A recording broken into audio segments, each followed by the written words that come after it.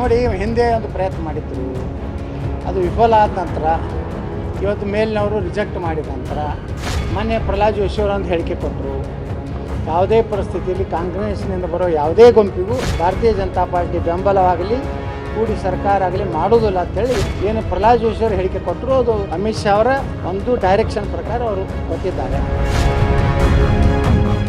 ಸ್ನೇಹಿತರೆ, ಈ ಸಂಜೆ ನ್ಯೂಸ್ಗೆ ಸ್ವಾಗತ. ಡಿನ್ನರ್ ಪೊಲಿಟಿಕ್ಸ್ ಎಲ್ಲ ಒಂದ್ ಕಡೆ ನೋಡಿ, ಬೆಂಗಳೂರಲ್ಲಿ ನಡೀತಾ ಇದ್ದಂತ ಕುರ್ಚಿ ಕಳಗ ಬೆಳಗಾವಿಯ ಅಧಿವೇಶನಕ್ಕೆ ಶಿಫ್ಟ್ ಆಗಿರುವಂಥದ್ದು, ಬೆಳಗಾವಿಗೆ ಶಿಫ್ಟ್ ಆಗಿರುವಂಥದ್ದು, ಬೆಂಗಳೂರು ಟು ಬೆಳಗಾವಿ. ಈ ಕುರ್ಚಿ ಕದನ ಇದೀಗ ಎಲ್ಲಿಗೆ ಬಂದು ತಲುಪು ನಿಂತಿದೆ ಅಂದ್ರೆ, ಬೆಂಗಳೂರಿನಲ್ಲಿ ಈ ಬ್ರೇಕ್ಫಾಸ್ಟ್ ಪೊಲಿಟಿಕ್ಸ್ ಆಯ್ತು ಗೊತ್ತಾ, ಬ್ರೇಕ್ಫಾಸ್ಟ್ ಮೀಟಿಂಗ್ಗಳಾಯ್ತಲ್ಲ, ಅದೇ ರೀತಿ ಅದಕ್ಕೆ ತದ್ವಿರುದ್ಧವಾಗಿ ಈಗ ಬೆಳಗಾವಿನಲ್ಲಿ ಡಿನ್ನರ್ ಪೊಲಿಟಿಕ್ಸ್ ಆಗ್ತಾ ಇರುವಂಥದ್ದು. ಮೇಲಿಂದ ಮೇಲೆ ಸಿಎಂ ಸಿದ್ದರಾಮಯ್ಯನವರು ಒಂದ್ ಕಡೆ ಎಲ್ಲ ಒಂದ್ ಕಡೆ ತಮ್ಮ ಆಪ್ತ ಬಳಗದ ಜೊತೆ ಡಿನ್ನರ್ ಪೊಲಿಟಿಕ್ಸ್ ಮಾಡಿದ್ರೆ, ಮೊಗದೊಂದು ಕಡೆ DCM DK ಶಿವಕುಮಾರ್ ಅವರು ತಮ್ಮ ಆಪ್ತ ಬಳಗದ ಜೊತೆ, ಅದರಲ್ಲೂ ಕೂಡ ತಮ್ಮ ಸಂಖ್ಯಾಬಲ ಶಾಸಕರ ಸಂಖ್ಯಾಬಲವನ್ನ ಹೆಚ್ಚಿಸಿಕೊಳ್ಳುವ ನಿಟ್ಟಿನಲ್ಲಿ ಡಿನ್ನರ್ ಪೊಲಿಟಿಕ್ಸ್ ಅನ್ನ ಮಾಡ್ತಾ ಇರುವಂಥದ್ದು. ಎಲ್ಲ ಒಂದ್ ಕಡೆ ನೋಡಿ, ಯತ್ನಾಳ್ ಅವರ ಮಾತು ಒಂದ್ ಕಡೆ ಹೇಳ್ತಾರೆ, ಇವರು ಅಶ್ವಥ್ ನಾರಾಯಣ ಅವರು ಹೇಳ್ತಾರೆ, ಈ ಅಪ್ಪನ ಮಾತೆಲ್ಲ ನಂಬಕ್ ಆಗೋದಿಲ್ಲ, ಯಾಕಂದ್ರೆ ಯತ್ನಾಳ್ ಅವರು ಆಡಿದಂತ ಇವತ್ತು ಮಾತಿದೆಯಲ್ಲ ರಾಜ್ಯ ರಾಜಕಾರಣದಲ್ಲಿ, ಇದು ಸಂಚಲನವನ್ನ ಹುಟ್ಟಿಸುವಂತ ಪ್ರಕರಣ ಮಾತು ಅಂತ ಹೇಳ್ಬೋದು. ಯತ್ನಾಳ್ ಅವರು ಆಡಿದಂತ ಒಂದು ಸ್ಫೋಟಕ ಹೇಳಿಕೆ ಇದೆಯಲ್ಲ, ಈ ಹಿಂದೇನು ಇದೇ ಮೊದ್ಲೇನು ಹೇಳಿರುವಂಥದ್ದಲ್ಲ, ಈ ಹಿಂದೇನು ಕೂಡ ಹೇಳಿದ್ರು.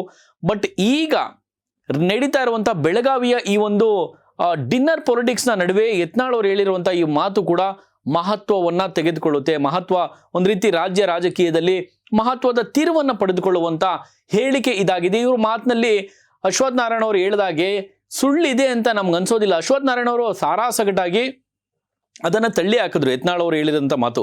ಇಷ್ಟಕ್ಕೂ ಯತ್ನಾಳ್ ಅವರು ಏನ್ ಮಾತನಾಡ್ತಾ ಇದ್ದಾರೆ ಅನ್ನೋದನ್ನ ಒಮ್ಮೆ ತೋರಿಸ್ತೀವಿ. ಅದಾದ ನಂತರ ಯತ್ನಾಳ್ ಅವ್ರ ಮಾತು ನಿಜನಾ ಸುಳ್ಳ, ಅದ್ರ ಜೊತೆಯಲ್ಲಿ DK ಶಿವಕುಮಾರ್ ಅವರ ಈ ಎಲ್ಲಾ ಮೂಮೆಂಟ್ಸ್ಗಳಿದೆಯಲ್ಲ, ಅದರಲ್ಲಿ ಎಷ್ಟರ ಮಟ್ಟಿಗೆ ಸತ್ಯ ಇದೆ.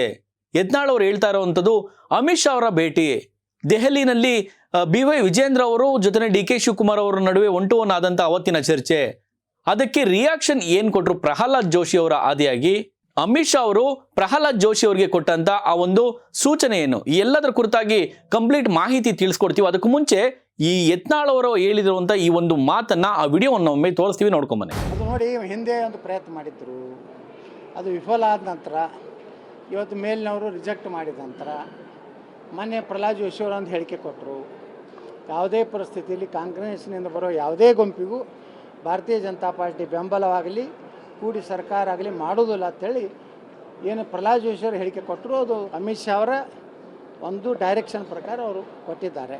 ಕೇಳಿದ್ರಲ್ಲ, ಯತ್ನಾಳ್ ಅವರು ಹೇಳಿದಂತ ಮಾತನ್ನ 50ರಿಂದ 60 ಜನ ಶಾಸಕರನ್ನ ಕರೆದುಕೊಂಡು ಹೋಗಿ ಬಿಜೆಪಿನಲ್ಲಿ ಸಿಎಂ DK ಶಿವಕುಮಾರ್ ಅವರು CM ಆಗುವ ಮೂಲಕ, BY ವಿಜೇಂದ್ರ ಅವರನ್ನ DCM ಮಾಡುವ ಮೂಲಕ ಎಲ್ಲೋ ಒಂದ್ ಕಡೆ ಅಲ್ಲಿ ಸರ್ಕಾರ ರಚನೆ ಮಾಡೋದಕ್ಕೆ DK ಶಿವಕುಮಾರ್ ಅವರು ಒಂದು ರೀತಿ ರಣತಂತ್ರವನ್ನ ಮಾಡಿದ್ರು. ಅದರ ಒಂದು ಪ್ರಯತ್ನದ ಫಲವೇ DK ಶಿವಕುಮಾರ್ ಅವರು ಜೊತೆಯಲ್ಲಿ BY ವಿಜೇಂದ್ರ ಅವರು ದೆಹಲಿನಲ್ಲಿ ಕುಳಿತುಕೊಂಡು 1-to-1 ಡಿಸ್ಕಸ್ ಮಾಡ್ತಾರೆ. ಅದಾದ ನಂತರ ಈ ವಿಚಾರ ಪ್ರಹ್ಲಾದ್ ಜೋಶಿ ಅವ್ರಿಗೆ ಹೋಗುತ್ತೆ. ಇಲ್ಲಿ ಅಮಿತ್ ಶಾ ಅವರು ಯತ್ನಾಳ್ ಅವರು ಹೇಳುವ ರೀತಿಯಲ್ಲಿ, ನಾವು ಹೇಳ್ತಾ ಇರುವಂತ ಮಾತಲ್ಲ ಸ್ವಾಮಿ, ಇದು ಮತ್ತೆ ಮತ್ತೆ ಪುನರಾವರ್ತನೆ ಮಾಡ್ತೀವಿ, ನಾವಿದನ್ನ ಹುಟ್ಟಿಸಿ ಏನೋ ಕಲ್ಪಿತವಾದಂತ ಒಂದು ಕತೆ ಹೇಳ್ತಾ ಇರೋ, ಕಾಗೆ ಗೋಬಕ್ಕನ್ ಕತೆ ಹೇಳ್ತಾ ಇಲ್ಲ. ಇಲ್ಲಿ ಯತ್ನಾಳ್ ಅವರು ಹೇಳಿರುವಂತ ಮಾತನ್ನೇ ಇಲ್ಲಿ ಯಥಾವತ್ತು ನಿಮ್ಮ ಮುಂದೆ ಇಡುವಂತ ಪ್ರಯತ್ನ ಮಾಡ್ತಾ ಇದೀವಿ. ಅಮಿತ್ ಶಾ ಅವರ ಭೇಟಿ ಆದ್ರಂತೆ DK ಶಿವಕುಮಾರ್ ಅವರು, ಯತ್ನಾಳ್ ಅವರು ಹಿಂಗೆ ಹೇಳ್ತಾ ಇದ್ದಾರೆ. ಅದಾದ ನಂತರ ಏನಾಗುತ್ತೆ, ಅಮಿತ್ ಶಾ ಅವರ ಒಂದ್ ರೀತಿ ಪ್ರಯತ್ನ, ಅಮಿತ್ ಶಾ ಅವ್ರ ಜೊತೆ ಮಾತನಾಡಿದ್ರು, ಈ ರೀತಿ ಎಲ್ಲ ಯತ್ನಾಳ್ ಅವ್ರು ಹೇಳ್ತಾ ಇರುವಂಥದ್ದು. ಆದ್ರೆ ಪ್ರಹ್ಲಾದ್ ಜೋಶಿ ಅವ್ರ ಕಡೆಯಿಂದ ಎಲ್ಲೋ ಒಂದು ಕಡೆ ಅಮಿತ್ ಶಾ ಅವರು ಈ ಒಂದು ಏನು ರಾಜಕೀಯ ಪ್ರಹಸನಕ್ಕೆ, ಅಂದ್ರೆ ಈ ರೀತಿಯ DCM ಎಲ್ಲ ಒಂದ್ ಕಡೆ ವಿಜೇಂದ್ರ ಅವ್ರು ಮಾಡೋದಂತೆ, ಇಲ್ಲಿ ಮುಖ್ಯಮಂತ್ರಿ ಆಗೋದಂತೆ DK ಶಿವಕುಮಾರ್ ಅವರು, ಈ ಎಲ್ಲಾ ಒಪ್ಪಂದಗಳಿಗೆ ಅಮಿತ್ ಶಾ ಅವರು ಬೇಡ, ಇದು ನಮಗೆ ಸರಿ ಹೊಂದೋದಿಲ್ಲ ಎನ್ನುವಂತ ಸೂಚನೆಯನ್ನ ಪ್ರಹ್ಲಾದ್ ಜೋಶಿ ಅವ್ರ ಕಡೆಯಿಂದ ಕೊಡಿಸಿದ್ರು ಎನ್ನುವಂತ ಮಾತನ್ನ ಸ್ವತಃ ಯತ್ನಾಳ್ ಅವರು ಹೇಳ್ತಾ ಇರುವಂಥದ್ದು. ಅದಾದ ನಂತರ ಈ ಒಂದು ಪ್ರಯತ್ನವನ್ನ DK ಶಿವಕುಮಾರ್ ಅವರು ಕೈ ಬಿಟ್ಟು ಕಾಂಗ್ರೆಸ್ ಶಾಸಕರುಗಳನ್ನೇ ಒಗ್ಗೂಡಿಸಿ ಕಾಂಗ್ರೆಸ್ ಶಾಸಕರ ಸಂಖ್ಯಾಬಲವನ್ನು ಹೆಚ್ಚಿಸಿಕೊಂಡು, ಆ ಮೂಲಕ ಸೋನಿಯಾ ಗಾಂಧಿ ಅವರ ಮುಂದೆ ಜೊತೆಗೆ ರಾಹುಲ್ ಗಾಂಧಿ ಅವರ ಮುಂದೆ ನನ್ನ ಶಾಸಕರ ಸಂಖ್ಯಾಬಲ ನನ್ನಿಂದ ಇಷ್ಟಿದೆ, ನನಗೆ ಮುಖ್ಯಮಂತ್ರಿ ಪಟ್ಟ ಬೇಕೇ ಬೇಕು ಎನ್ನುವಂತ ಆ ಒಂದು ಸ್ಟ್ರಾಟಜಿ ತಂತ್ರಕ್ಕೆ ಇದೀಗ ಮೊರೆ ಹೋಗಿದ್ದಾರೆ ಎನ್ನುವಂತ ಮಾತನ್ನು ಕೂಡ ಸ್ವತಃ ಇಲ್ಲಿ ಯತ್ನಾಳ್ ಅವರು ಹೇಳ್ತಾ ಇದ್ದಾರೆ. ನೋಡಿ, ಬೆಂಕಿ ಇಲ್ಲದೆ ಯಾವುದು ಕೂಡ ಹೊಗೆ ಆಡೋದಿಲ್ಲ ಅನ್ನೋದು ಕೂಡ ಗಾದೆ ಮಾತು. ಇದರಲ್ಲಿ ಎಷ್ಟು ಸತ್ಯ ಇದೆ, ಎಷ್ಟು ಸುಳ್ಳಿದೆ, ಅದು ನಿಮ್ಮ ವಿವೇಚನೆಗೆ, ನಿಮ್ಮ ಕಮೆಂಟ್ಗೆ ಬಿಟ್ಟಂತ ಮಾತುಗಳು. ಇದು ನಿಮ್ಮ ವಿವೇಚನೆಗೆ ಬಿಟ್ಟಂತ ಮಾತುಗಳು ಅಂತ ಹೇಳ್ಬೋದು.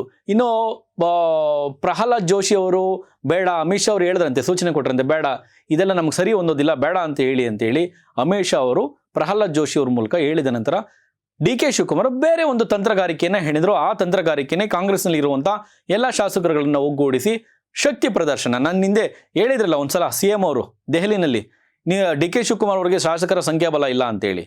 ಸೊ ಅದನ್ನು ಪ್ರೂವ್ ಮಾಡೋದಕ್ಕೆ ಹೈಕಮಾಂಡ್ ಮುಂದೆ ಶಾಸಕರ ಸಂಖ್ಯಾಬಲನ ಹೆಚ್ಚಿಸ್ಕೊಂಡು ಹೋಗಿ ನನಗೆ CM ಪಟ್ಟ ಬೇಕೇ ಬೇಕು ಎನ್ನುವಂಥ ಪಟ್ಟಿ ಹಿಡಿಯೋದಕ್ಕೆ ಇದೀಗ ತಂತ್ರಗಾರಿಕೆಯನ್ನು ರೂಪಿಸಿದ್ದಾರೆ ಎನ್ನುವಂಥ ಮಾತನ್ನ ಯತ್ನಾಳ್ ಅವರು ಹೇಳಿದರು. ಸ್ನೇಹಿತರೆ, ಯತ್ನಾಳ್ ಅವರು ಹೇಳ್ತಾ ಇರುವಂಥ ಈ ಒಂದು ಮಾತು ಜೊತೆಯಲ್ಲಿ ಈ ಡಿನ್ನರ್ ಪೊಲಿಟಿಕ್ಸ್ ಬೇರೆ ಬೆಳಗಾವಿನಲ್ಲಿ ನಡೀತಾ ಇರುವಂಥದ್ದು, ಇದು ಎಷ್ಟರ ಮಟ್ಟಿಗೆ ಸತ್ಯ? ನಿಮ್ಮ ಅನಿಸಿಕೆ ಪ್ರಕಾರ ಡಿ ಕೆ ಶಿವಕುಮಾರ್ ಅವರು ಮುಖ್ಯಮಂತ್ರಿ ಆಗಬೇಕಾ ಅಥವಾ CM ಸಿದ್ದರಾಮಯ್ಯನವರೇ ಮುಂದುವರಿಬೇಕಾ? ನಿಮ್ಮ ಅನಿಸಿಕೆಯನ್ನು ಕಾಮೆಂಟ್ ಮಾಡಿ. ನೋಡ್ತಾ ಇರಿ ಸಂಜೆ ನ್ಯೂಸ್, ಇದು ಸಮಸ್ತ ಕನ್ನಡಿಗರ ಧ್ವನಿ.